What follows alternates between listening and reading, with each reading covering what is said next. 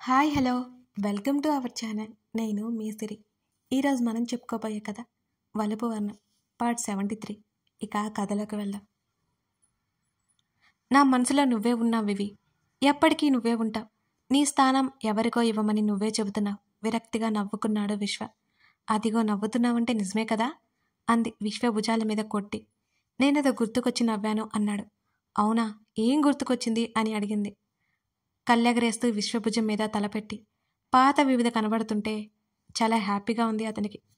రూప గురించి చెప్పడం మర్చిపోయా అని అన్నాడు విశ్వ. రూపానా? అవును, ఎక్కడికెళ్ళింది? నేను కలిసి ఎన్నో రోజులైంది అని అంది దిగులుగా వివిధ.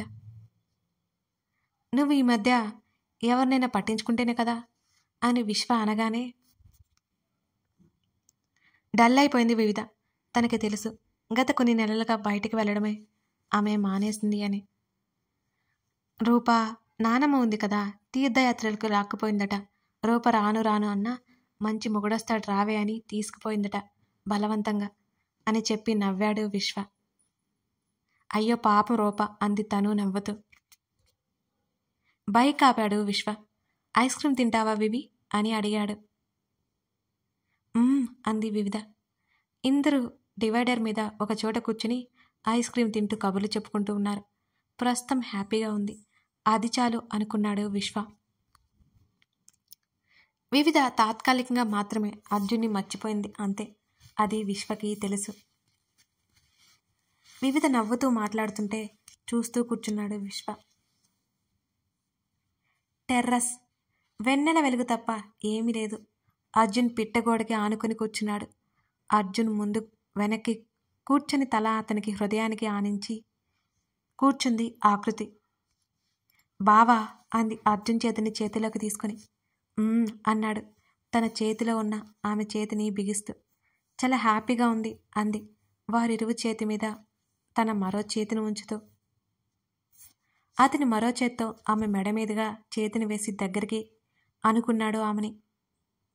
ఒక్క విషయం బాధగా ఉంది అని అంది ఆకృతి. అది అతనికి తెలుసు. అతను మౌనంగా ఉన్నాడు.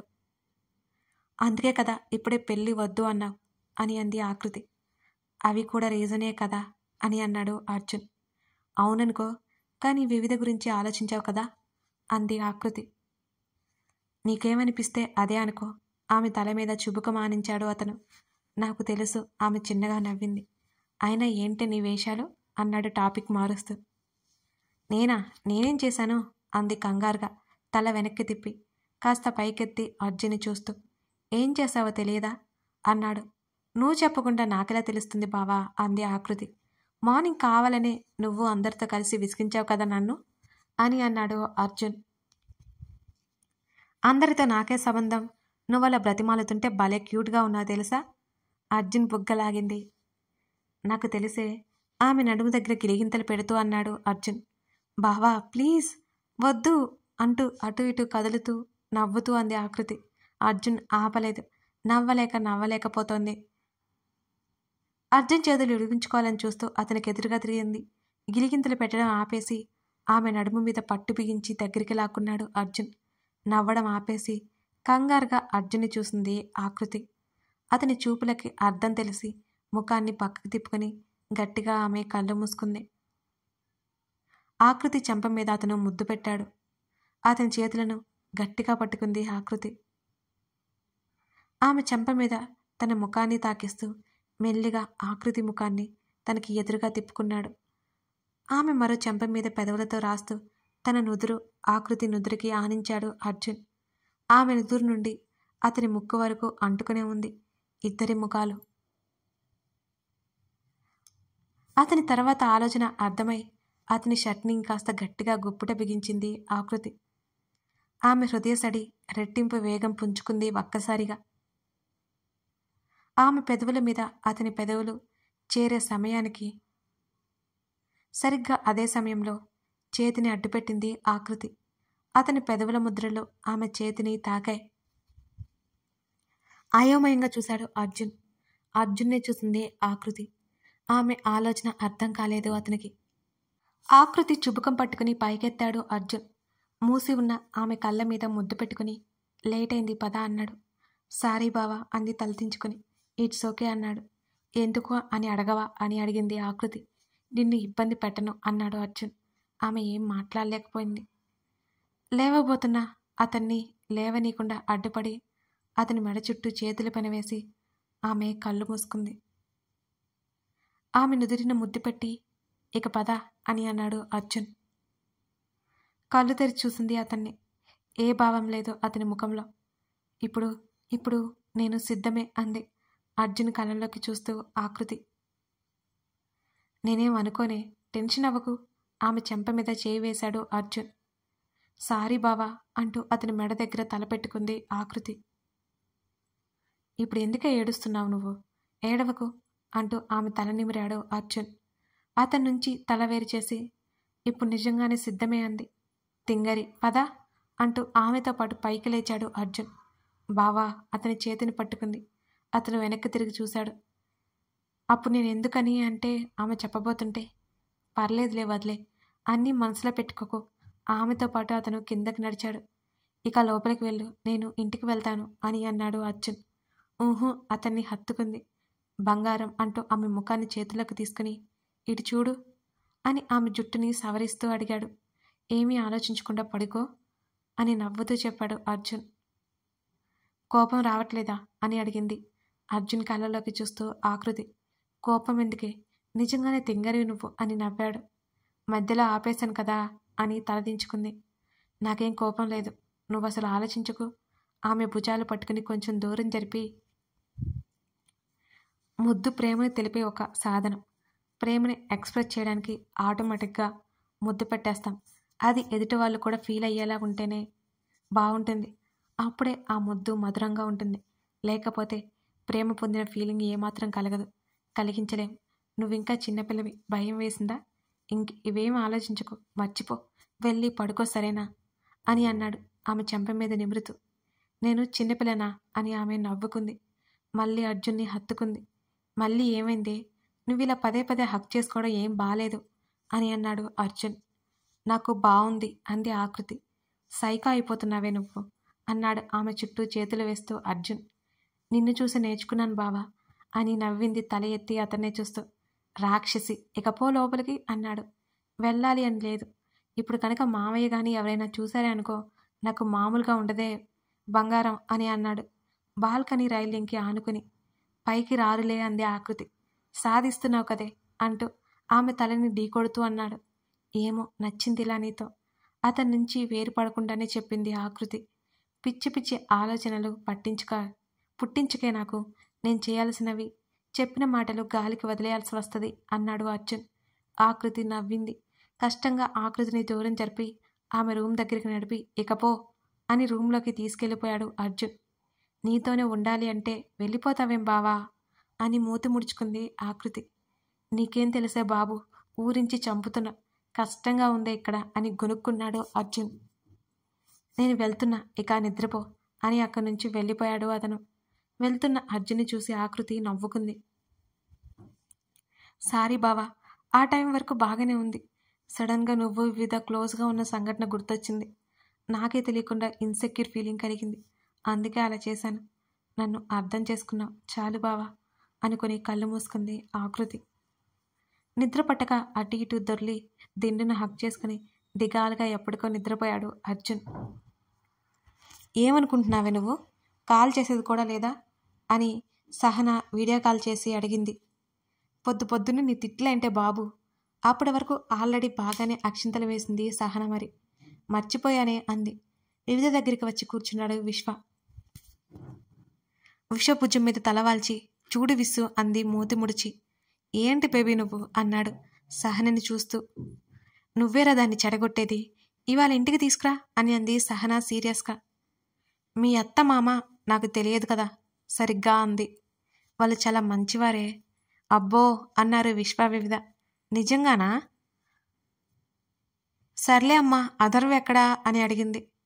మావయ్య క్లాస్ తీసుకున్నారు, ఇవాళ నుంచి ఇద్దరం ఆఫీస్ చూసుకోవాలి అని నవ్వింది.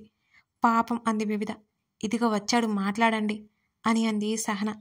హేయ్ గుడ్ మార్నింగ్ అన్నాడు ఇద్దరిని చూస్తూ అధర్వ్. వివిధ విశ్వ విష్ చేశారు. ఏంట్రా ఫుల్ హ్యాపీగా ఉంటున్నావు అన్నాడు విశ్వ. నా పరిస్థితి చూస్తే మీకు నవ్వు వస్తుంది కదా, అప్పుడే అన్ని రెస్పాన్సిబిలిటీ మీద పడేశారా బాబు అన్నాడు అథర్వ్. అథర్వ్ తల మీద ఒక్కటిచ్చి, ఇంకా ఎన్ని రోజులు ఊరికే ఉంటావు, మావే చెప్పింది కరెక్టే కదా, ఎంచక్క ఆఫీస్కి వెళ్ళొచ్చు అని అంది సహన. ఇదిగో విస్సు, నా నుండి నీకు మంచి సలహారా అని అన్నాడు అథర్వ్. ఏంటో అది? ఇదిగో ఇలాంటి పని రాక్షసిని మాత్రం, గయ్యాలి పెళ్ళాన్ని మాత్రం పెళ్లి చేసుకోకో, మన వివి లాంటి మంచి అమ్మాయిని చూసి చేసుకో అని అన్నాడు అథర్వ్. నవ్వడం ఆపేసింది వివిధ. గమనించాడు విశ్వ. ఈడియట్ అని అథర్వ్ని తిట్టింది సహన. చూసారా, మీ ముందే ఎలా తిడుతుందో, నా మీద నీకు జాలి కలగట్లేదా అని యాక్టింగ్ మొదలుపెట్టాడు అథర్వ్. విశ్వ నవ్వాడు అతని మాటలకి. అథర్వ్ని 4 దెబ్బలేసింది సహన వాళ్ళ ముందే. మీరు మాట్లాడుతూ ఉండండి, డాడీ పిలుస్తున్నట్టున్నారు అని చెప్పి వెళ్ళిపోయాడు అథర్వ్. ఎందుకు వాడిని కష్టపెడతావు అని అన్నాడు విశ్వ. కష్టమా, యాక్టింగ్ చేస్తున్నాడు వాడు. ఒకరి కళ్ళ ముందు మరొకరు ఉంటాం, వాడికి ఏ దిగులు లేదులే, తెలుసుగా, ఎప్పుడూ అలా అంటాడు కావాలని. నిజానికి నేను ఆఫీస్ వ్యవహారాల్లో ఇన్వాల్వ్ కాకూడదనుకున్నాను, ఒప్పుకోలేదు, లాక్కుపోతున్నాడు అని నవ్వింది సహన. విశ్వ కూడా చిన్నగా నవ్వాడు. నువ్వేంటే మౌనంగా ఉన్నావు, వస్తున్నావా అని అడిగింది సహన. విశ్వని చూసింది ఒకసారి, అంది తలూపి. వివిధకి వెళ్ళడం ఇష్టం లేదు విశ్వకి. వివి ఇప్పుడే రాదు, కావాలంటే మీరు రండి, ఇక్కడ కొన్ని రోజులు ఉండండి అని అన్నాడు కాస్త సీరియస్గా విశ్వ. నువ్వేమంటావే వివిధని అడిగింది సహన. విశ్వని చూసి ఉంటాను అని చెప్పింది వివిధ. నీకు రావాలనిపించినప్పుడు రా, సరేనా? ఈరోజు నైట్ డిన్నర్కి బయటకు వెళ్దాం, ఆ అడ్రస్ షేర్ చేస్తాను, వచ్చేయండి అని అంది సహన.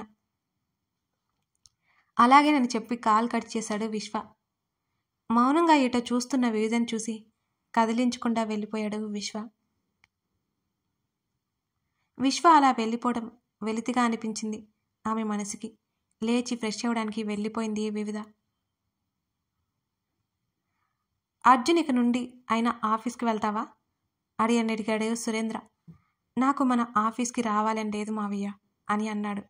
ఎందుకు? నన్ను నేను ప్రూవ్ చేసుకోవాలి కదా మావయ్య, ఇంటర్వ్యూస్కి అటెండ్ అవుతాను, జాబ్ చేయాలి, అప్పటి వరకు మీకు తప్పదు అని అన్నాడు.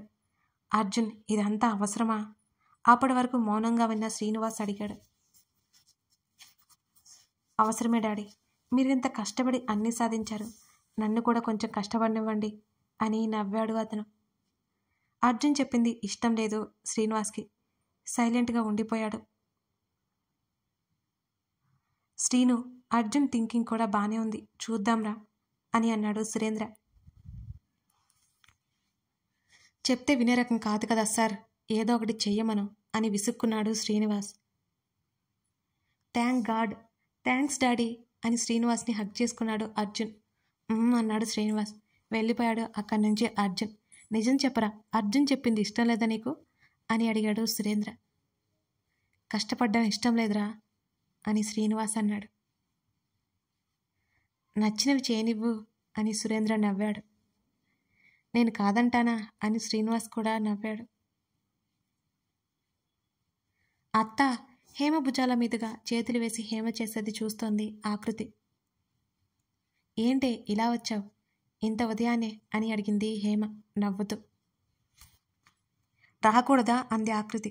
అలా అని కాదులే, ఇంత త్వరగా రెడీ అయి వచ్చావు, ఏంటి సంగతి అని అడిగింది హేమ.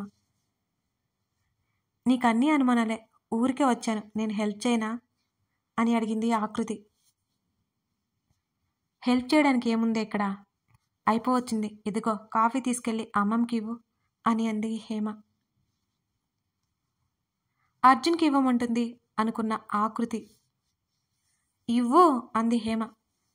ఇచ్చేసి త్వరగా రా, చిన్న పనుంది అని చెప్పింది. అలాగే హాల్లో ఉన్న సుమిత్రకి కాఫీ ఇచ్చింది ఆకృతి. ఆశ్చర్యంగా చూసింది సుమిత్ర. అమ్మమ్మ నువ్వంతా షాక్ అవ్వకు, నేనే అంది మూతి ముడుచుకొని.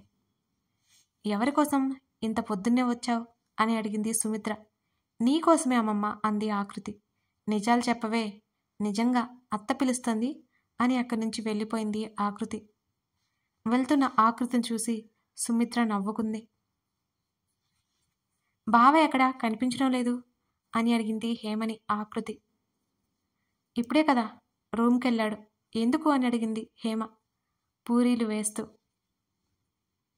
ఊరికే కనిపించకపోతేను అని అంది తడబాటుగా ఆకృతి.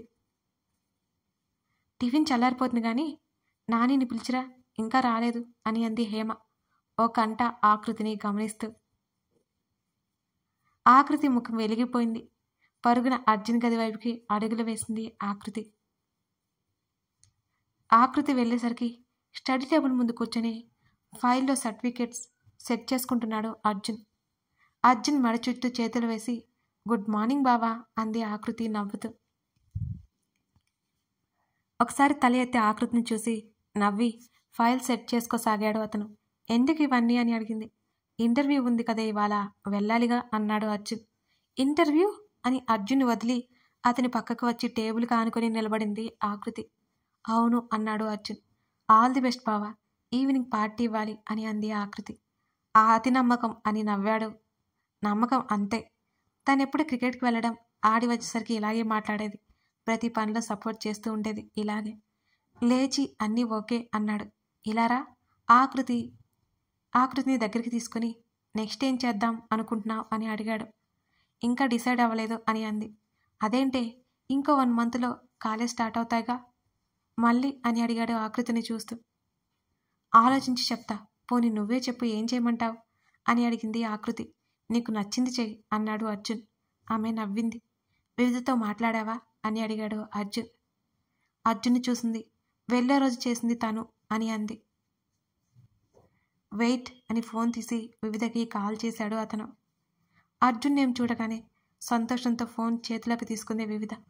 అంతలోనే ఆమె బాధగా మారిపోయింది. కాల్ లిఫ్ట్ చేసింది వివిధ. హలో. ఆమె గొంతు నూతిలో నుంచి వచ్చినట్టుగా ఉంది. కథ కొనసాగుతోంది. కథను సపోర్ట్ చేస్తున్న ప్రతి ఒక్కరికి నా ధన్యవాదాలు. నచ్చితే లైక్ చేసి మీకు ఏమనిపించిందో చెప్పేయండి. అలాగే షేర్ చేయండి మీ ఫ్రెండ్స్కి. మంచి పెద్ద ఎపిసోడ్ ఇచ్చాను కదా, మిస్ చేయకండి. లైక్స్ మాత్రం. Thank you.